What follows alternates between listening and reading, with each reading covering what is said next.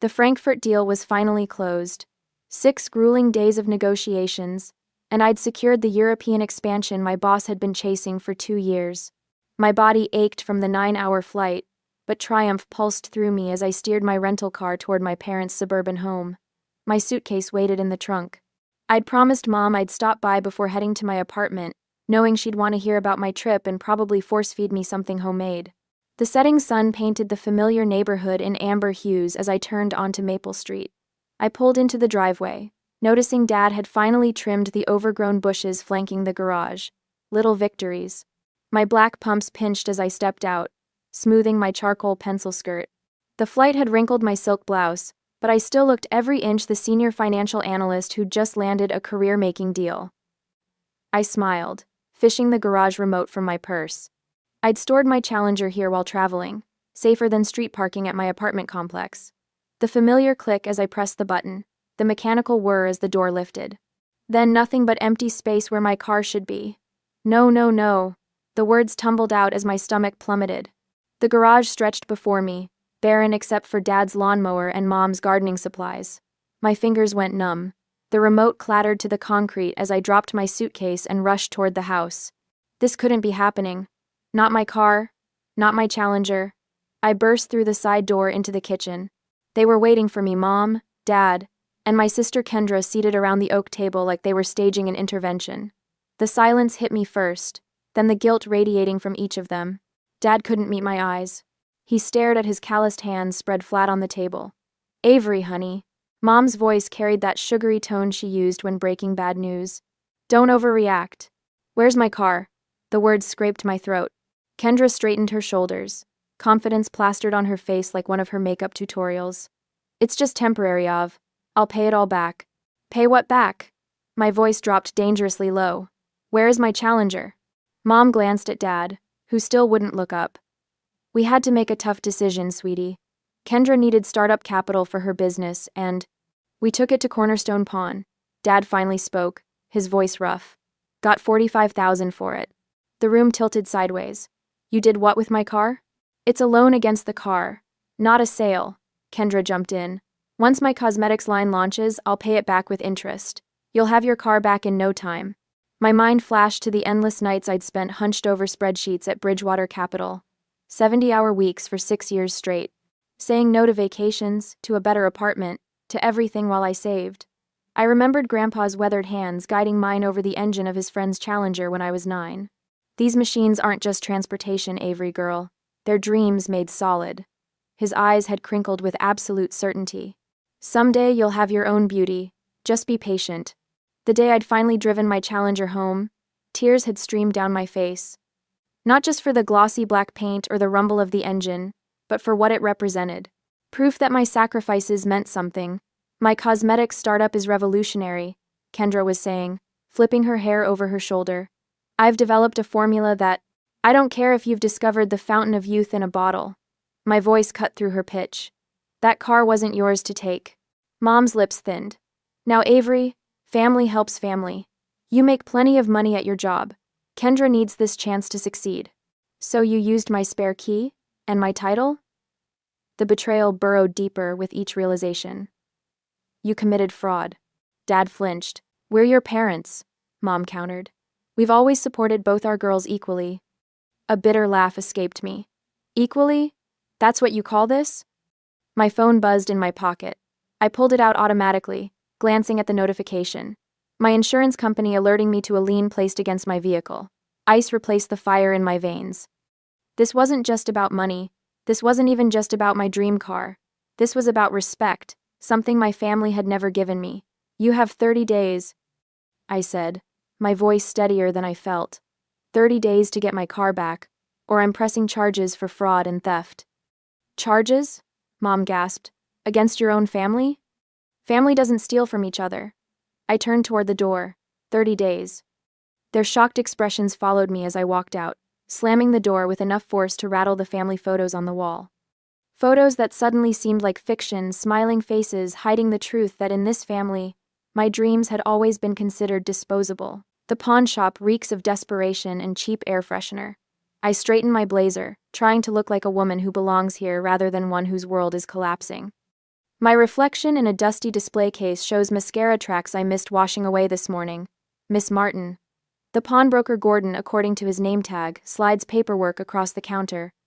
His voice carries the practiced neutrality of someone who witnesses financial catastrophes daily.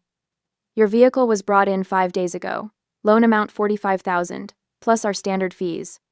I scan the documents, my finance training kicking in automatically.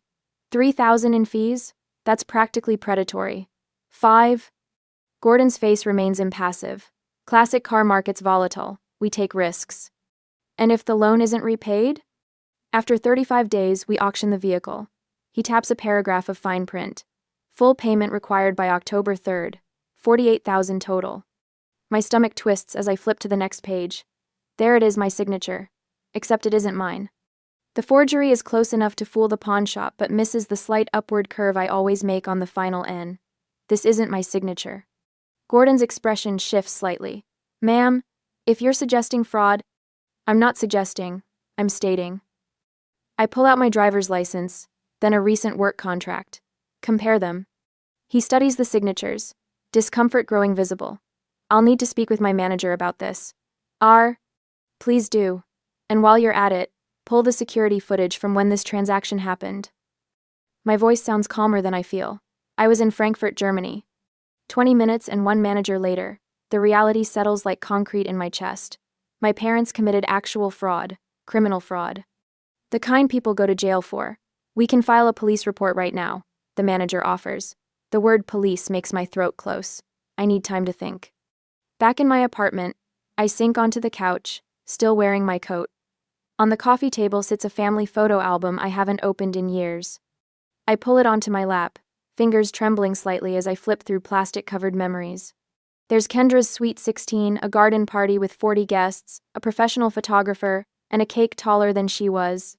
I turn the page to find nothing from my 16th birthday, because I'd been working a part-time job at the mall, saving for college application fees.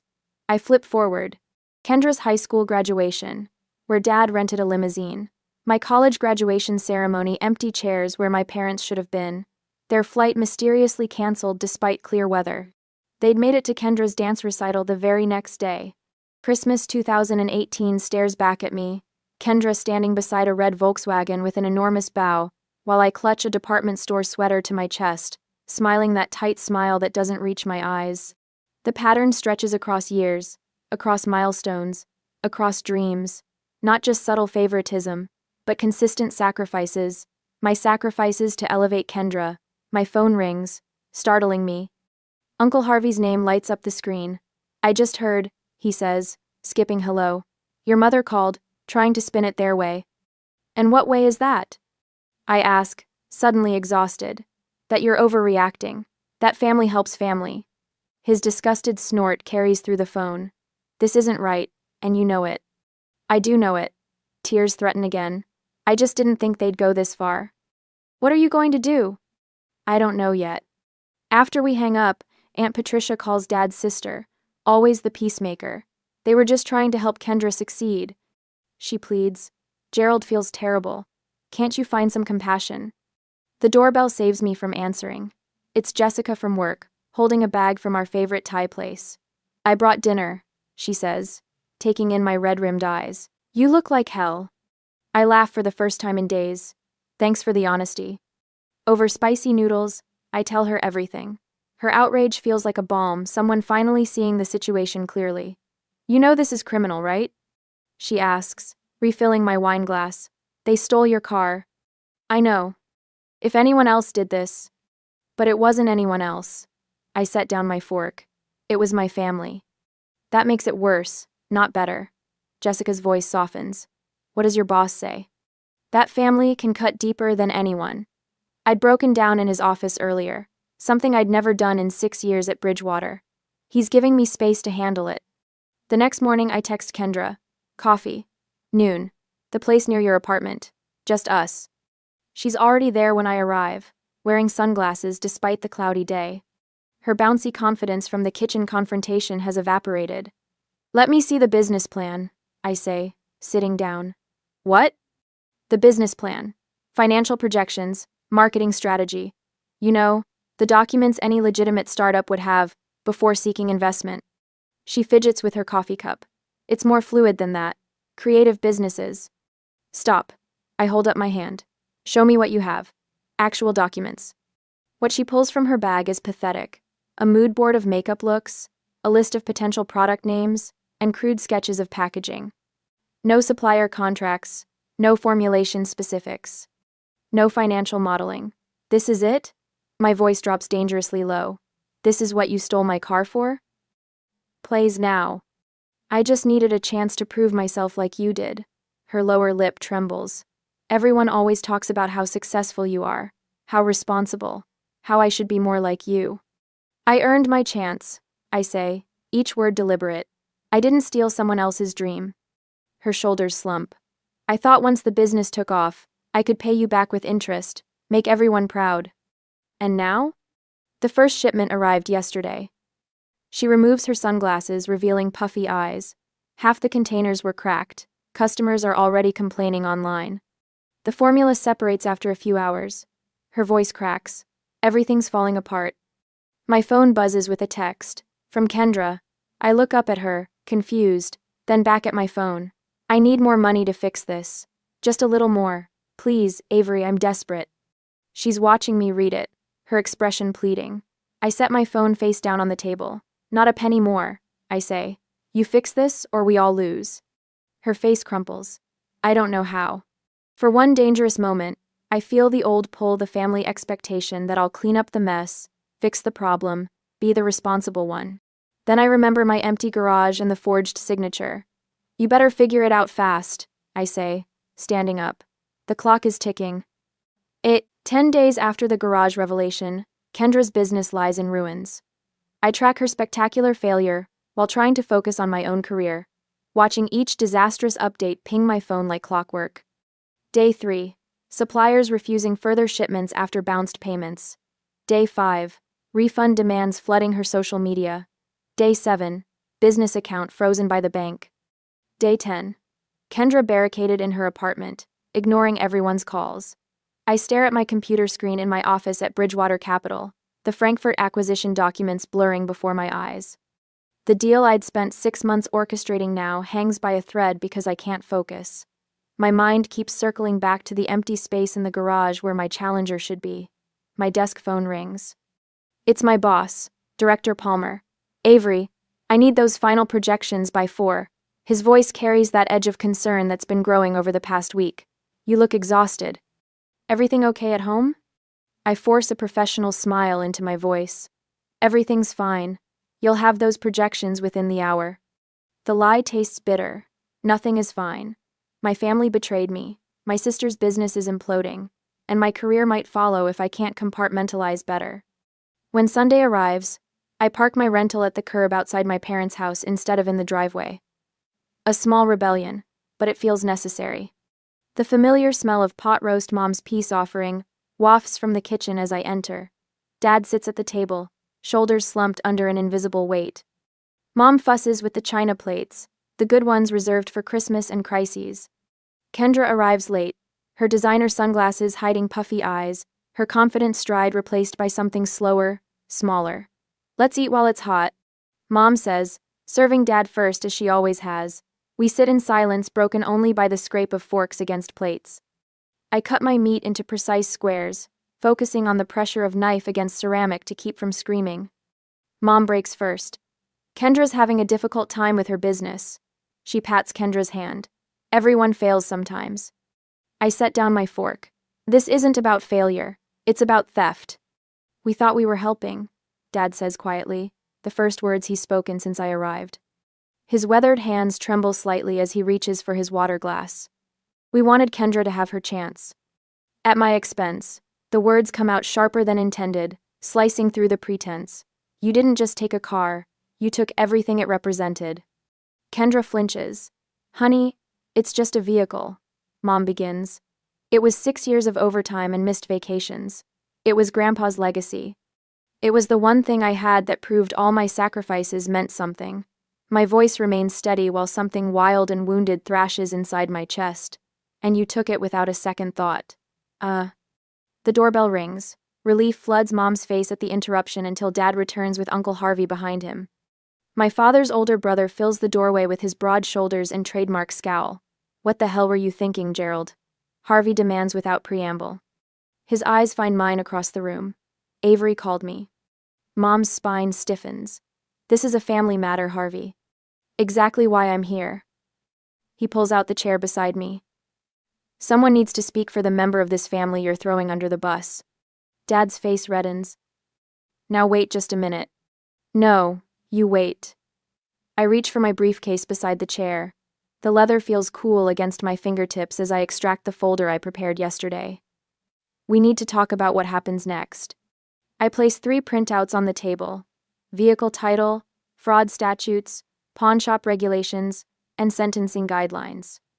The papers land with the weight of grenades. "This is a felony." I tap the first document. "I could send you both to jail. Anyway." Mom's face drains of color. "You wouldn't." "I don't want to." The truth of this surprises me. Despite everything, I don't want to destroy them. But you need to understand what you've done. Dad stares at the papers, really seeing them. "Prison time?" 2 to 5 years for title fraud. I keep my voice clinical detached, plus restitution. Mom collapses into tears, not the manipulative kind she uses to end arguments, but ragged, ugly sobs that shake her shoulders. Dad reaches for her hand, his own eyes glistening. "What have we done to you? To us?" For the first time since this nightmare began, I see genuine remorse in his face. Not just regret for getting caught, but true understanding of the damage inflicted. Kendra pulls off her sunglasses, revealing red-rimmed eyes. "This is my fault." Her voice cracks. "I pushed them to do it. I knew you'd never agree. So I convinced them it was temporary, that you'd understand once my business took off." She looks down at her manicured hands. "I never thought it would fall apart so fast." Uncle Harvey leans forward. "So what's the plan? Because that pawn shop won't wait forever." 25 days, I confirm. Then they auction the car. Mom dabs at her eyes. "What can we do?" I pull out a calculator. "We need to figure out what resources we have." For the next hour, we assess our options. Dad thinks they can get a home equity line of credit for $30,000, but it will take 2 weeks to process. Kendra agrees to sell her BMW and empty her savings account, which might yield another $12,000. I reluctantly commit $6,000 from my emergency fund. Uncle Harvey watches this accounting with narrowed eyes. "I can loan you $5,000, he finally says, "but only because Avery shouldn't have to pay for this mess." The math is brutal. Even pooling everything, we're looking at 15 days before we can gather the full amount. And the pawn shop requires an immediate deposit of $15,000 to halt the auction process. "I'll call tomorrow morning," Dad says, his voice steadier now. "See if they'll work with us on the timeline."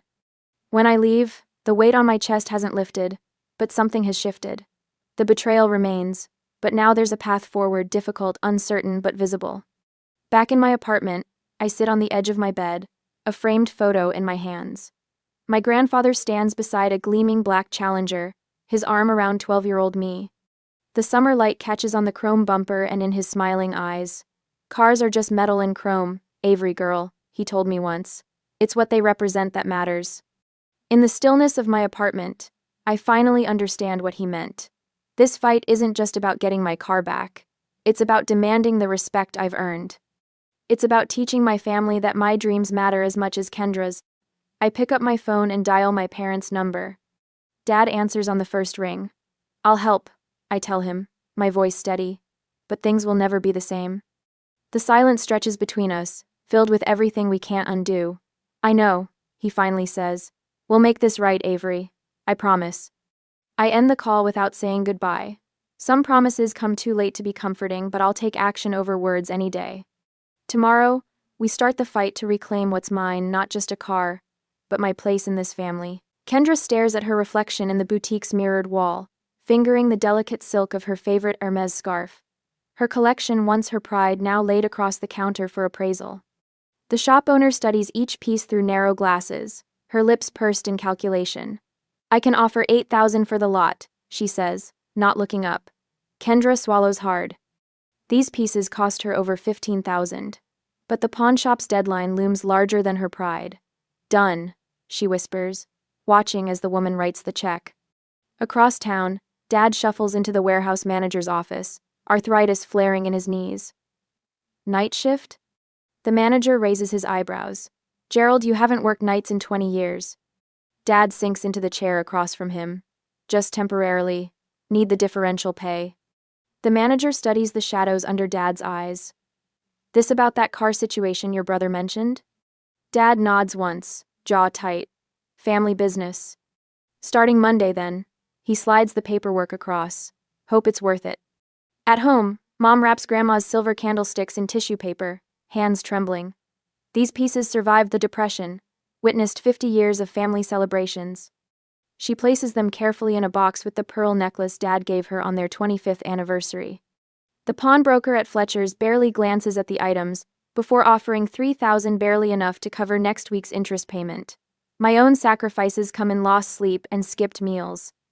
The Frankfurt expansion demands constant attention, but I'm taking extra accounts, pushing for the performance bonus that suddenly means the difference between redemption and ruin. The deposit receipt from Cornerstone Pawn sits on my desk, proof that our initial $15,000 postponed the auction. A small victory, hollowed by the bank's latest letter. HELOC approval delayed pending property assessment. They're making actual progress, Jessica says over takeout in my cubicle. Your sister called me. I look up from spreadsheets, surprised. She called you? Wanted to know if the financial group was hiring for entry-level positions. Jessica twirls noodles around her fork. I was shocked. Later that week, I spot Kendra across the food court, barely recognizable in simple black slacks and a white button-down. No designer labels, no statement jewelry. She shifts her weight nervously outside Nordstrom's employee entrance. Her first day. When my phone rings that night, her voice sounds smaller than I've ever heard it. I had no idea of, her words catch. 8 hours on my feet, smiling at people who treat me like furniture. And you've been working 70-hour weeks for years. I lean against my kitchen counter, unsure what to say. All those times I called you boring for canceling plans, she continues. You weren't being boring. You were being responsible. 3 days later, we meet at the coffee shop halfway between our apartments. Kendra orders plain coffee instead of her usual complicated concoction. Her makeup is subtle, her nails short and unpolished. I was entitled and selfish, she says without preamble. I'm so sorry, Avery. Not just for the car, for everything. I wrap my hands around my mug, feeling the warmth seep into my palms. Pretty words, Ken. I know. She nods, eyes steady. Actions speak louder. I'm trying to show you now. At my parents' house, Dad spreads bank statements across the kitchen table, the harsh overhead light emphasizing every line on his face. He squints at figures that refuse to balance, adding columns for the 5th time. Gerald. Mom calls from the study. Did you know about these? She holds a stack of loan applications, all in Kendra's flowing script. Credit cards, personal loans. 3 different buy now pay later accounts. Nearly $80,000, Mom whispers. We had no idea. The next morning, they sit across from Mr. Winters at the credit union, the financial advisor they've trusted for 20 years. This HELOC will delay your retirement by at least 5 years, he explains gently. And that's assuming no other financial surprises. Mom stares at her hands, wedding ring loose on her thinner finger. When I stop by to drop off my portion of this week's payment, Dad meets me on the porch steps. For once, Mom isn't hovering nearby with excuses. We failed you, he says, voice rough with emotion, long before we took your car. I sit beside him, the weathered wood creaking beneath us. All those years, we praised Kendra's dreams while dismissing yours. His calloused hands twist together. You never asked for much, so we never thought you needed much. The Sunday evening sky turns golden as we sit in silence. Then the HELOC finally comes through, but with a 3-day processing period. Relief turns to panic when Cornerstone Pawn calls. Another buyer is interested in the Challenger, offering cash. We just need 2 more days. Dad pleads over the phone. Business is business, the pawnbroker replies. First money here gets the car. The next 36 hours blur into frantic calculations and desperate phone calls. Kendra empties her savings account. Mom sells her anniversary diamond earrings. I max out my emergency credit line. Still $3,000 short. It's not enough, Mom says, voice hollow as we gather around the kitchen table. The deadline is tomorrow at noon. The doorbell rings, and Uncle Harvey stands on the porch, checkbook in hand. Family helps family, he says, echoing Mom's words from weeks ago, but with entirely different meaning. The next morning, we all crowd into the bank, watching the digital clock tick toward noon as the manager processes the wire transfer. Dad's hand trembles as he signs the authorization. At 11:42, the confirmation appears on the screen. Payment received. For the first time in weeks, we breathe. The early morning sun catches on the chrome trim of my Challenger as I stand in front of Cornerstone Pawn, gripping the receipt in my sweaty palm. After 30 days of family sacrifices, arguments, and enough tears to fill the Colorado River, we've scraped together the $48,000. Every penny accounted for. My throat tightens as I push through the glass door. The same pawnbroker who took my car sits behind the counter, eyebrows lifting in recognition. "Miss Martin," he says, sliding paperwork across the counter. "Here for your vehicle." I nod, unable to trust my voice. My signature feels foreign as I scrawl it across each line, the pen trembling between my fingers. The broker counts the cashier's check twice before sliding over a folder containing my title and a set of keys. "All square," he says, but I barely hear him. My hands shake so badly I nearly drop the keys. Cold metal against my palm, the familiar weight I'd thought I might never feel again. Standing in the lot, I trace my fingers along the glossy black paint, feeling for imperfections, for evidence of mistreatment. The chrome trim catches sunlight, sending it back in blinding flashes. "They detailed it yesterday," the broker mentions from behind me. "Policy before return." I don't answer. This moment should feel triumphant. Instead, it tastes like ash victory hollowed out by betrayal. Grandpa's voice echoes in my memory. "Cars are just metal and chrome. It's what they represent that matters." What does this car represent now? Not just my hard work and sacrifice, but the knowledge that my family saw my dream as disposable. The engine rumbles to life with a familiar growl that vibrates through the seat. Tears stream unchecked down my face as I pull away from the pawn shop, each mile between us allowing another fragment of emotion to break loose. By the time I reach my apartment, my cheeks are soaked, mascara probably tracking dark rivers down my face, but my car is home. 3 days later, my phone buzzes with a text from Mom. "Sunday dinner? 5 p.m. Your father's grilling steaks. Cute donde." The invitation lands like a stone in my stomach. I consider declining but type back a simple, "I'll be there," instead. Some conversations can't happen over text. Sunday arrives with perfect spring weather. The Challenger's engine announces my arrival before I even turn into their driveway. Dad stands by the grill, spatula frozen mid-flip as I park. Mom appears in the doorway, worrying a dish towel between her hands. Dinner is an exercise in awkward silence, punctuated by requests to pass the potatoes or comment on the weather. Kendra picks at her food, eyes downcast. Nobody mentions the elephant sitting at the table with us. Finally, Dad clears his throat, setting down his fork with deliberate care. "Avery?" he begins, voice formal as a stranger's. "I've prepared some things I'd like to say." He pulls a folded paper from his pocket, hands visibly trembling. "I betrayed your trust. I violated your property rights. I failed in my duty as your father to protect what matters to you." Each sentence sounds rehearsed but sincere, his eyes darting between the paper and my face. Mom reaches across the table, tears spilling. "Please forgive us, sweetheart.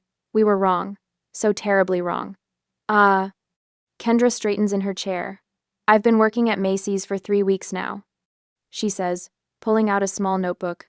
"I've created a budget plan to pay back my portion. It'll take time, but every penny will be returned." They watch me, 3 faces tight with hope and fear. "Healing takes time," I say finally, setting my napkin beside my plate. "Trust isn't rebuilt overnight." The relief in the room is palpable, though no one smiles. They understand this isn't forgiveness, just the willingness to try. 2 days later, I sit across from Rachel Holman, the lawyer whose card has been burning a hole in my wallet for a month. "You have a solid case for criminal charges," she says, glasses perched on her nose as she reviews the documentation. "Title fraud, identity theft. Your parents could face serious consequences." I stare at the family photo on her desk, 3 generations smiling in matching sweaters. "What are my other options?" Rachel leans back. "A formal repayment agreement, legally binding, but without criminal charges." The next Sunday, We gather around the dining room table again. Uncle Harvey sits beside me, his weathered hands steady as he watches my parents and Kendra sign the contracts. Monthly payments for 2 years. I explain, voice steadier than I feel. With interest. Dad's hand shakes as he signs, but his eyes meet mine without flinching. We'll honor this, Avery. Every term. The power shift is unmistakable. For the first time in my life, my boundaries aren't just words to be dismissed. They're in black and white, legally binding. I never wanted this kind of authority over you. I admit later, as Harvey walks me to my car, sometimes respect has to be enforced before it can be freely given, he replies, squeezing my shoulder. The extended family reunion the following month becomes the stage for public reckoning. Aunt Patricia corners me by the potato salad, wine glass tilting dangerously. Everyone makes mistakes, dear. You've made your point. Time to let it go. Uncle Harvey materializes beside us, steady as an oak. They need to own what they did, Patricia. No minimizing. The backyard falls silent as Kendra steps forward, shoulders squared despite her trembling voice. I manipulated my parents, she announces to the gathered family. I played on their favoritism, but they chose to betray Avery. We're all accountable. Aunt Patricia's mouth opens and closes like a fish. Cousin Mike gives me a solemn nod of respect. Something shifts in the family dynamic, truth cutting through decades of enabling patterns. Later that week, I changed the garage door code at my parents' house. The symbolism isn't lost on any of us as I install a security system on the Challenger, the small black box blinking beneath the dashboard. Will you leave a spare key with us? Mom asks as I prepare to leave. Just in case of emergency? I meet her eyes, holding her gaze until understanding dawns. No, I say simply. I won't. She nods, lips pressed together but accepting. The message requires no further explanation. Some boundaries need no words, just the clear, unmistakable sound of a line being drawn. The mountain curves ahead unfold like a beckoning hand. I downshift, feeling the Challenger respond with a rumble that vibrates through the steering wheel and into my bones. The Colorado Rockies rise around me, painted in morning gold. 1 year since I nearly lost her, and driving still feels like coming home. You were right, Grandpa, I whisper, patting the dashboard. The black paint gleams in the sunlight, every reflection a reminder of what I fought for. The windows down, mountain air rushing through my hair, I can finally enjoy this dream without the shadow of betrayal. My shoulders no longer hitch toward my ears in constant tension. The knot that lived between my shoulder blades for months has finally dissolved. Last week's dinner at my parents' house plays in my mind. Dad led me to the garage before I left, unveiling the small addition he'd built himself, a secure, locked space with its own separate alarm system. Your car's always safe here now, he'd said, voice gruff with emotion he still struggles to express. Only you have the code. Mom has learned to ask now. Simple things like, would you mind if I borrow your jacket? The questions themselves are small victories, acknowledgments that my belongings aren't community property. Kendra sends me $300 each month. Not much against what she owes, but the consistency matters more than the amount. Her apartment is tiny, her wardrobe simple. Last month she showed me her new budget spreadsheet, pride replacing the desperate need for approval that once drove her. I'm learning what you knew all along, she'd admitted. Earning something feels different than being handed it. A sharp curve approaches and I ease off the gas, then accelerate through the turn. The engine sings beneath me. Uncle Harvey rode with me last weekend, his weathered hand patting the dashboard appreciatively. Your grandfather would be proud, he'd said, not just of the car, but of the woman you've become. I signal and pull into the mountain overlook. Below, the valley stretches into forever, trees spilling toward distant peaks. I kill the engine and sit in the quiet, remembering the day I placed fresh flowers at Grandpa's grave, propping a framed photo of me with the Challenger against his headstone. I understand now, I'd told him. Some dreams cost more than money. The finance class I volunteer with meets tomorrow. 20 young women learning what no one taught me: how to protect what matters, how to establish boundaries, how to recognize when giving becomes harmful. Last month, a teenager named Melissa lingered after class, admiring the Challenger. My dad used to work on old cars, she'd said. Before the divorce, my mom sold his tools to pay for my sister's dance lessons. I'd let her sit behind the wheel, watching her eyes light up with possibility. Dreams need protecting, I told her, echoing Grandpa's wisdom but with new understanding. And so do you. The sun warms my face as I start the engine again. The road curves ahead, possibilities unmarked by guilt or obligation. Boundaries have cost me the fantasy of perfect family harmony, but they've given me something better: authentic relationships built on respect rather than expectation. I accelerate back onto the mountain road, windows down, the future unfolding before me like the perfect stretch of open highway. For the first time since I was 9 years old, watching Grandpa's hands on a stranger's car, I'm truly enjoying my dream. I press my hand against the frosted window, watching Dad's black SUV crawl down our snow-covered street. Bing Crosby croons, "I'll be home for Christmas," from the radio in the kitchen, his voice floating through our empty house like a broken promise. The brake lights flash red at the stop sign, and for one heartbeat, I think they might turn around. Come back for me. But the SUV disappears around the corner. My reflection stares back at me from the glass: a small girl with unbraided hair, wearing the red sweater Mom bought me last Christmas. The last Christmas before she got sick. The last Christmas when we were still a real family.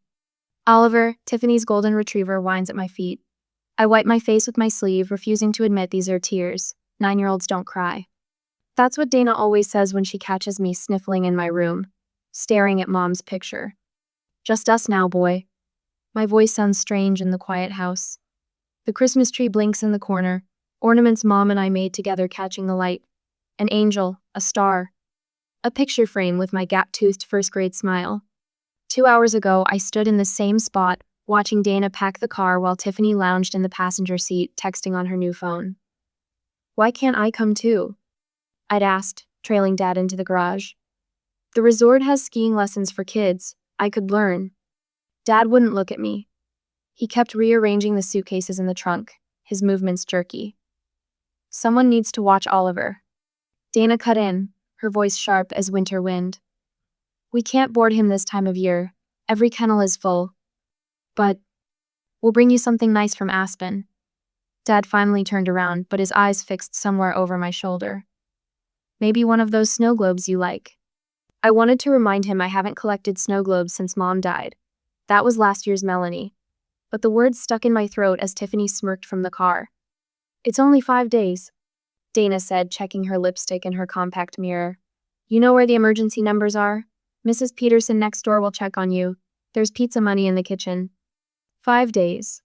Christmas Eve through the 28th of December. The same dates carved on Mom's headstone mark the first anniversary of her death. I wonder if they remembered that when they booked their trip. I wonder if Dad thinks about her at all anymore, or if Dana's perfume has somehow erased the smell of Mom's sugar cookies and the sound of her laugh. My fingers trace patterns in the frost on the window. The house creaks and settles around me, too big, too quiet. The Christmas lights strung along our roof reflect off the snow, turning it into a rainbow blanket that would have made Mom grab her camera. "Look at that light, Mel," she would have said. "Sometimes the world gives us magic if we just pay attention." Now the magic feels wrong, like a cruel joke. Like the wrapped presents under the tree with my name on them, tokens of guilt, dropped off by a father who can't stand to watch me open them. Oliver bumps his nose against my leg. At least he's real. At least he's here. I sink to the floor and bury my face in his warm fur, breathing in the dog smell that Tiffany always complains about. "You're stuck with me too, huh?" He thumps his tail against the hardwood floor, and I pretend it's an answer. The radio switches to Silent Night, and something inside me cracks. I scramble up and snap it off, leaving only the hum of the furnace and Oliver's panting.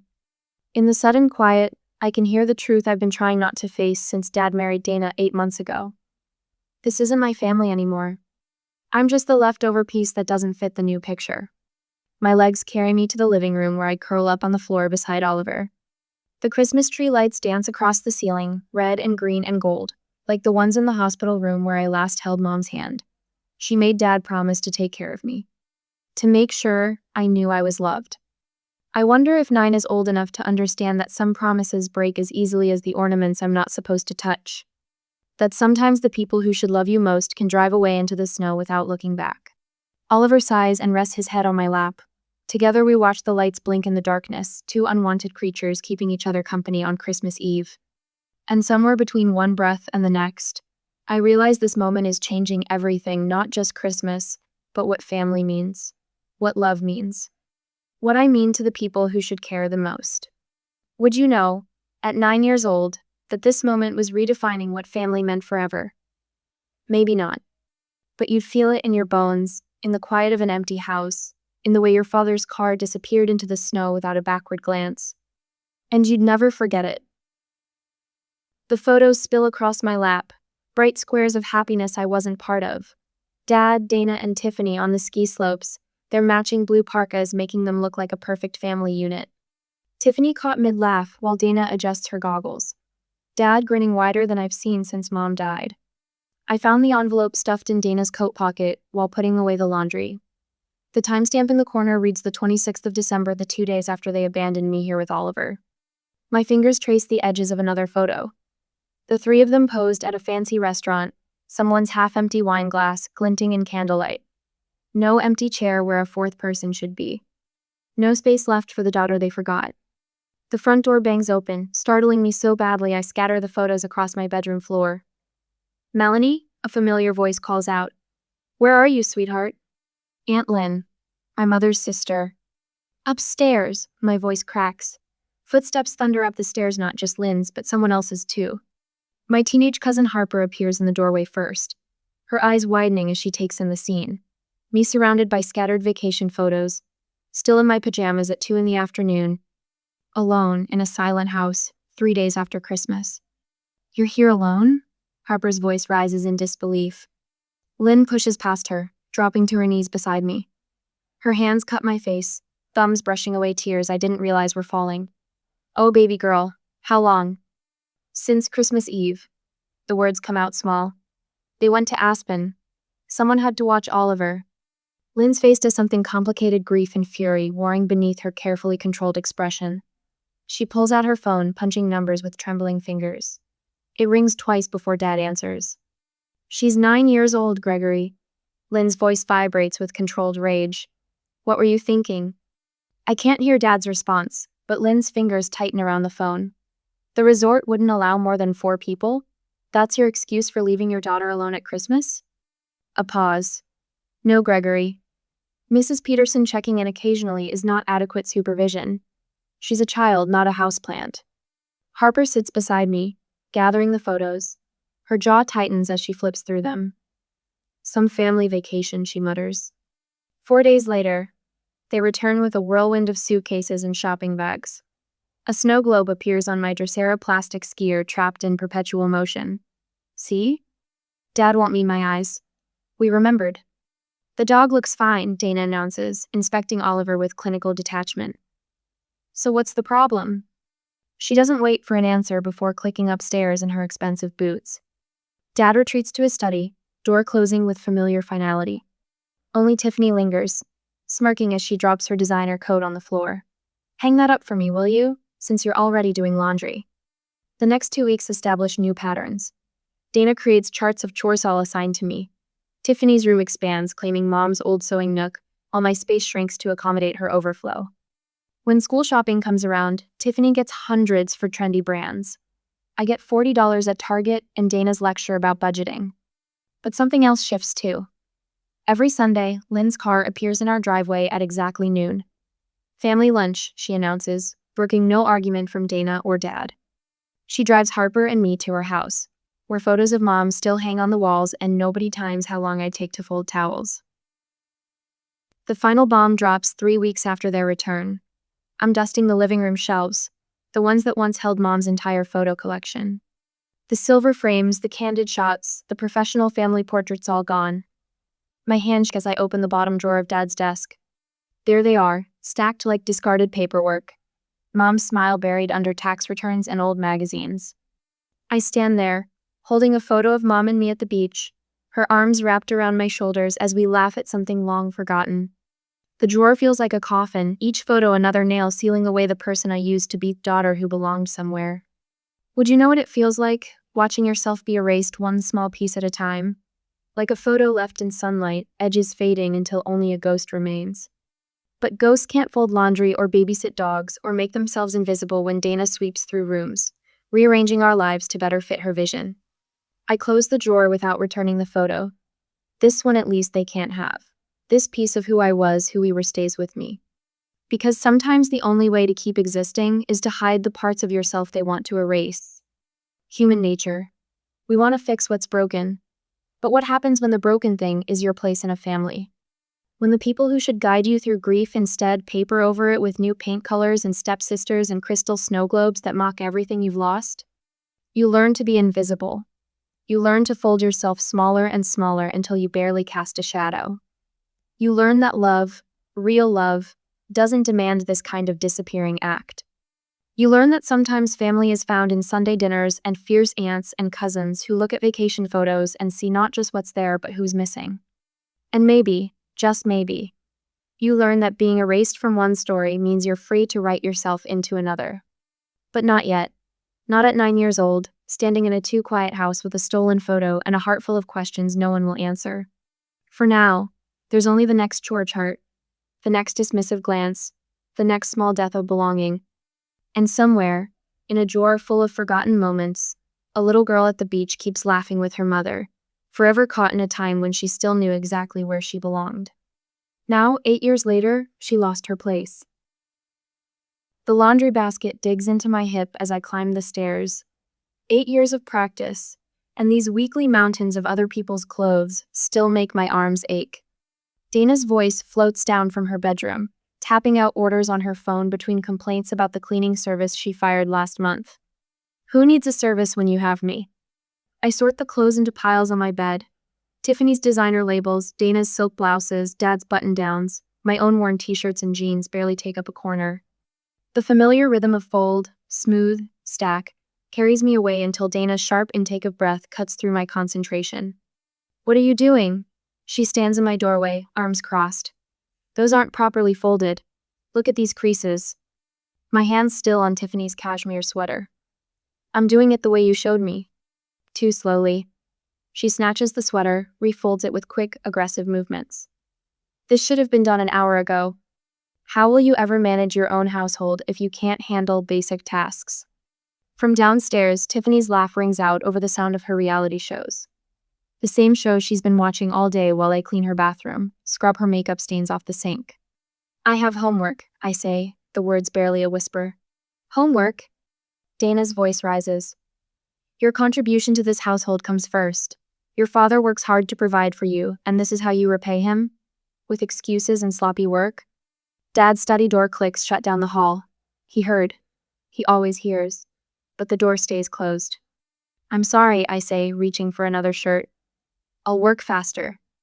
Sorry doesn't get things done. Dana dumps the entire basket onto my bed, scattering my careful piles. Start over, and this time, do it right. She storms out, leaving the scent of her expensive perfume and the weight of everything unsaid. I sink onto my bed beside the jumbled clothes, press my palms against my burning eyes. The house feels like it's shrinking, walls closing in year by year until there's barely space to breathe. My phone buzzes. Harper. You okay? She asks when I pick up. You missed our FaceTime. Dana needed help with laundry. The words catch in my throat. Just taking longer than I thought. The laundry she made you redo? Again? It's fine, I'm used to it. Silence stretches between us. Then Harper says the words that crack my world open. You know this isn't normal, right? What do you mean? Mel. Her voice softens. Making a 17-year-old do all the housework while her stepsister watches television? That's not normal. Coming to my house for Sunday dinner, that's normal. My mom asking me to help with dishes, sometimes that's normal. What Dana does, that's not okay. But Dad says, Uncle Greg is wrong. The steel in Harper's voice surprises me. Come over tomorrow, I want to show you something. The next afternoon, Harper spreads college brochures across her bedroom floor. Look, she says, pointing to scholarship information. You've got the grades. You could go anywhere. Dana says college is a waste of. Stop. Harper grabs my hands. Stop telling me what Dana says. What do you want? The question hits me like a physical blow. What do I want? Has anyone asked me that since Mom died? I pick up a brochure for Washington State University. The campus looks like freedom, like escape. I want. The words stick, but I force them out. I want more than this. Then let's make it happen. Harper pulls her laptop closer. I'll help you apply for every scholarship we can find. That night, I sit at my desk after finishing Dana's lists of chores. My history paper lies before me, marked with an A+ and a note from Mrs. Chen. This shows real promise. Consider submitting to the state essay contest. I trace the red letters with my finger. In the hall mirror this morning, I noticed something different in my eyes. A quiet fire. A determination I hadn't seen before. My phone lights up with a text from Lynn about helping with college applications. Below it, another message from Harper linking to scholarship essays. Their support wraps around me like armor. The next Tuesday afternoon, I stand in the kitchen doorway while Dana reviews her daily task list. I can't clean today, I say, my voice steady despite my racing heart. I joined a study group. We meet every Tuesday. Dana's head snaps up. Excuse me? A study group, for AP History. Since when do you care about school? Tiffany calls from her permanent spot on the couch. Since now. I adjust my backpack strap, already turning toward the door. I can do the cleaning tomorrow. Your father won't like this. Dana's voice could freeze water. Gregory, come talk to your daughter. Dad appears in his study doorway, reading glasses pushed up on his head. He looks at me like I'm a stranger. Maybe I am. Life isn't fair, Melanie. He sighs. Sometimes we have to do things we don't want to do. Yes, I say. We do. I walk out before they can stop me. Behind me, I hear Dana sputtering about disrespect, Tiffany's snide laughter, Dad's retreat back to his study. But for the first time, their voices don't follow me, don't sink into my bones. That night in my room after I came back, I pulled out the acceptance letter that arrived yesterday, the one hidden between my mattress and box spring. Full academic scholarship to Oregon State. I read it again, let the words sink in, exceptional academic achievement, and future leader, and full tuition. My hands don't shake as I fold it carefully, tuck it back into its hiding place. 3 more months of playing along. 3 more months of yes, Dana, and sorry, Dana, and right away, Dana. In my mirror, that new fire burns brighter in my eyes. I am not sorry. I am not wrong. I am getting out. 3 months later, the manila folder sits beside my plate, acceptance letters and scholarship documents arranged in perfect chronological order. My hands don't shake as I pour orange juice into the crystal glasses Dana insists we use for family breakfasts. 7:30 a.m. The exact time when Greg can't escape to his study. When Dana hasn't started her endless list of chores. When Tiffany's still too sleepy to construct her usual cutting remarks. Pass the butter, Tiffany mumbles, scrolling through her phone. Her second semester of community college starts next week. The same semester she's already threatening to drop because school is super stressful. I slide the butter dish across the table, counting heartbeats. 3, 2, 1. I received my college acceptance letters. My voice comes out steady, strong. The voice of someone who spent years practicing this moment in front of Harper's bedroom mirror. Greg's coffee cup freezes halfway to his mouth. Dana's knife scrapes against her toast, the sound sharp as breaking glass. Only Tiffany keeps scrolling, though her thumb moves a fraction slower. I open the folder, spreading out the papers like playing cards. Full academic scholarship to Northwestern. They were particularly impressed by my essay on resilience in the face of family restructuring. The words taste like victory on my tongue. Greg sets down his cup, coffee sloshing over the rim. His eyes scan the letterhead, the congratulatory paragraphs, the scholarship amount. Something flickers across his face pride, warring with the realization that he contributed nothing to this moment. Well, Dana's voice could frost windows. I hope you've learned enough practical skills. College doesn't teach you how to manage a household. Anyone can get into college if they have nothing else to do but study. Tiffany's phone finally lowers, her smirk as automatic as breathing. Some of us have actual social lives. Some of us have actual futures. The words slip out before I can catch them, but I don't regret them. Not when I've spent 6 years scrubbing their bathrooms and folding their laundry while they watched reality television. Greg clears his throat. This is unexpected, but good, very good. He reaches for the acceptance letter, but I slide it back into my folder. He lost the right to hold my achievements the Christmas he left me alone with only Oliver for company. I move into the dorms next month. I stand, gathering my dishes. Lynn and Harper are helping me pack. Dana's chair scrapes against the floor. You still need to deep clean the guest bathroom before you go, and reorganize the pantry. And... No. One syllable, but it stops her cold. I don't. I beg your pardon? I said no. I meet her eyes across the table. I'm not your maid anymore. I should have been. Tiffany snorts.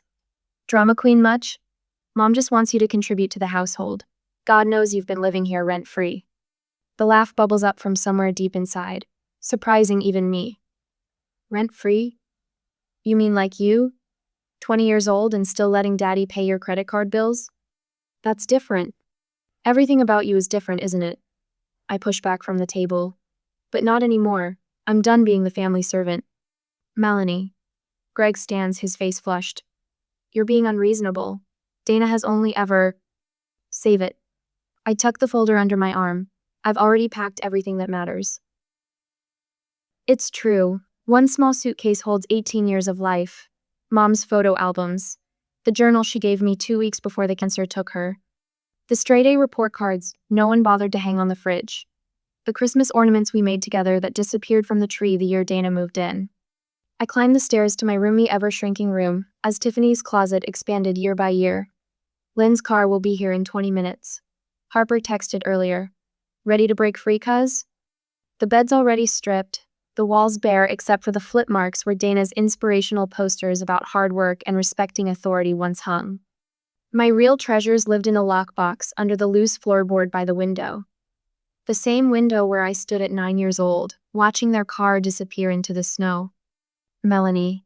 Greg appears in the doorway, hands shoved in his pockets like a teenager about to ask someone to prom. You don't have to leave like this, we're still family. I zip the suitcase closed. No, we're not. We stopped being family the day you chose them over me. We stopped being family when you watched Dana turn me into Cinderella and said nothing. We stopped being family every single time you walked past my room, heard me crying, and kept walking. You never meant anything, that's the problem. A car horn beeps outside, right on time. Goodbye, Greg. He steps forward, arms rising for an awkward hug that falls short when I step back. I'm proud of you. The scholarship, Northwestern. That's really something. You don't get to be proud of something you tried to prevent. I shoulder past him, suitcase bumping against my leg. Tell Dana she can clean her own bathrooms from now on. Tiffany lurks at the bottom of the stairs, arms crossed. You think you're so special? Watch how fast you come crawling back when you realize the real world isn't impressed by your perfect grades. The real world isn't impressed by anything you do, Tiffany. That's why you're still here. Dana doesn't emerge from the kitchen as I walk to the front door. The house feels smaller somehow, like a dollhouse I've outgrown. The walls that once seemed to close in now look flimsy, temporary. Lynn and Harper wait in the driveway, matching grins on their faces. Real family, chosen family. I don't look back as I walk out. Don't need to see Greg's face in the window or Dana's rigid posture in the kitchen doorway. Don't need to catalog Tiffany's sneer or memorize the way the morning sun hits the brass numbers on the front door. Some moments don't need witnesses. Some victories are best savored in silence. Harper takes my suitcase, bumping my shoulder with hers. Ready for the next chapter, college girl? I climb into the back seat, the scholarship folder secure in my lap. Through the windshield, I watch my childhood home shrink in the rearview mirror. The same view I had at 9 years old, watching their car disappear into the snow. But this time, I'm the one choosing to leave.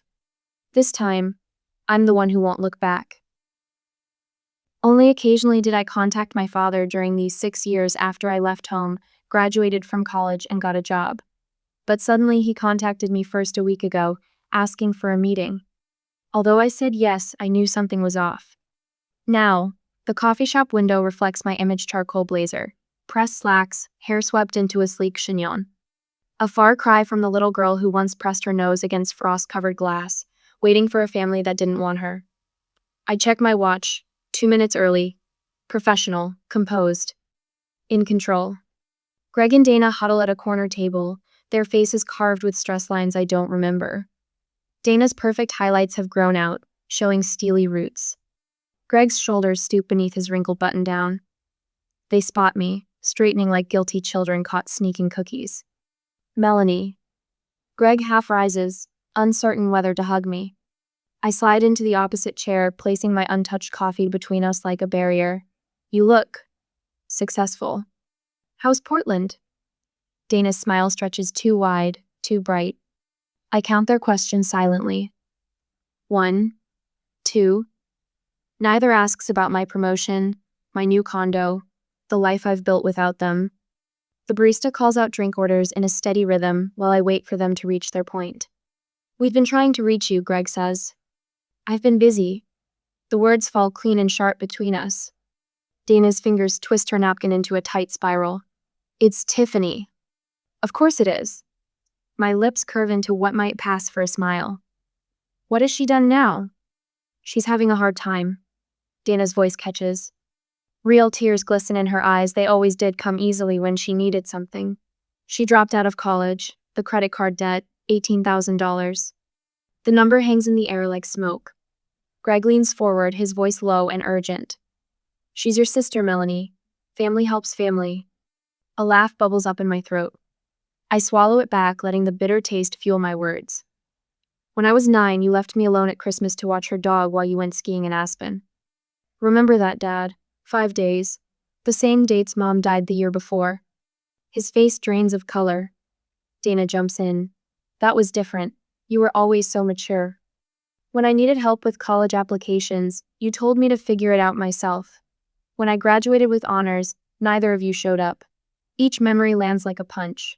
Precise. Controlled. But I did figure it out.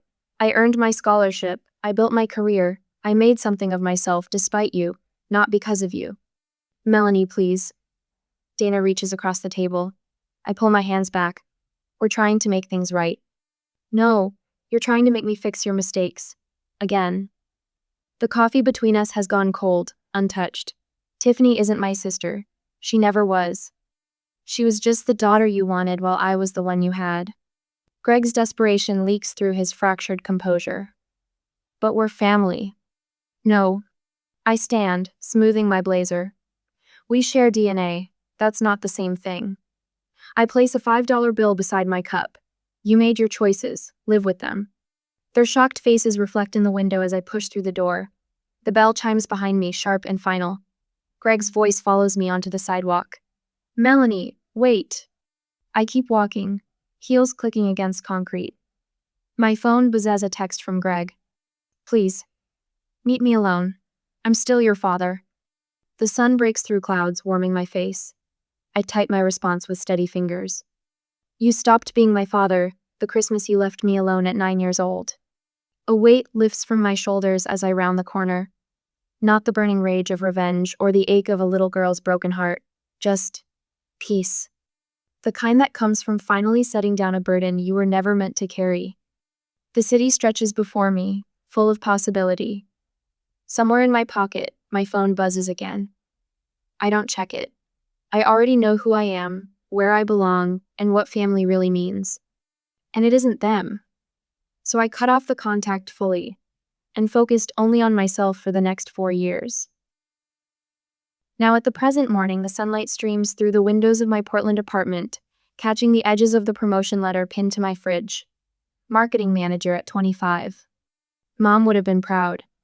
The thought comes without the usual ache, softened by time and distance. Oliver's old collar hangs on a hook by the door, a reminder of where I started, not where I ended up. Some might call keeping it morbid, but that leather band saved my sanity more nights than I can count. A text from Lynn lights up my phone. Christmas Eve dinner at 6. Harper's making her famous disaster cookies. Don't you dare bring anything but yourself. My thumb hovers over the response button. 16 years ago, I stood at a frosted window watching my father's SUV disappear into the snow. Today, I'm choosing which bottle of wine to bring to a family dinner where I'm actually wanted. The therapy bills stuffed in my desk drawer tell the story of how I got here. Doctor. Martinez's gentle voice echoes in my memory. Hypervigilance is a normal response to abnormal treatment, but you don't have to live there forever. She was right. These days, I can accept a last-minute dinner invitation without scanning for hidden agendas, can laugh at Harper's terrible puns without wondering if the joke's really on me. Can let Lynn hug me without stiffening like I'm expecting a blow. My doorbell chimes the UPS driver with another stack of applications for the foundation. Small, but growing.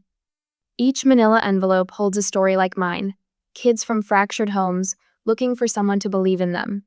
Last week, we awarded our first scholarship. The recipient's letter of thanks sits in my wallet, creased from multiple readings. You showed me I'm not alone. A town car crawls past my window, black and sleek like the one Greg drove. The old me would have ducked away from the glass, heart racing. Now I just sip my coffee, noting the different license plate with the same clinical detachment I use when his occasional emails arrive in my inbox. Always the same subject line, "We should talk." Always deleted without opening. Tiffany's Instagram tells its own story party photos and vague posts about starting fresh in yet another city, another job, another relationship. She still hasn't learned that running away only works if you're running towards something better. My phone buzzes again. Harper this time. Sauce. Mom's trying to improve my cookie recipe. Send backup. I laugh, already reaching for my keys. The sound bounces off my walls without hesitation or apology. When did that happen? When did joy stop feeling like something I had to earn? Later that night, Lynn's house glows against the evening sky. Windows bright with welcome. The porch swing where we've shared so many conversations creaks in the winter wind. Inside, flour dusts every surface and Harper's voice rises in mock outrage.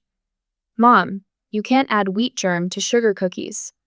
Watch me, Lynn answers, wielding her spatula like a weapon of mass nutrition. I slip through the door without knocking, a privilege that still makes my throat tight. The scent of vanilla and butter wraps around me, so different from sterile perfection Dana demanded. Here, messes mean memories in the making. Spills get laughed about, not screamed over. Mel, Harper spots me first, her dark curls wild with flour. Tell Mom chocolate chips are sacred and she can't substitute carob. Lynn winks at me over her shoulder, already reaching for the healthy bag of chips she never actually intended to use. This is how they love, with playful arguments and inside jokes, with the absolute certainty that disagreement doesn't mean rejection. I bring reinforcements. I hold up the wine, and Lynn's eyes crinkle. My daughter, the enabler. She says it casual as breathing. My daughter. And my heart doesn't stutter anymore at claiming the title. Blood might be thicker than water, but love is thicker than both. Later, sprawled on Lynn's couch with Harper's actual chocolate chip cookies warming my hands, I study the photo on the mantel. 9-year-old me stares back, unsmiling, clutching a leash attached to a golden retriever who didn't belong to me. I remember that girl, the way she held herself so still, trying to be invisible, terrified that taking up space meant being left behind again. She'd never believe that 25-year-old me has a key to this house. That I'm the first person Harper called when she got engaged last month. That Lynn's retirement party speech introduced me as the daughter of my heart, without a single person questioning the truth of it. The sunset paints Lynn's back porch in shades of amber and rose. Harper's balanced on the railing, gesturing wildly as she describes her latest courtroom victory. Lynn's planted in her favorite rocker, needles clicking as she works on another baby blanket for her sister's grandkid. And me? I'm learning to take up all the space I need.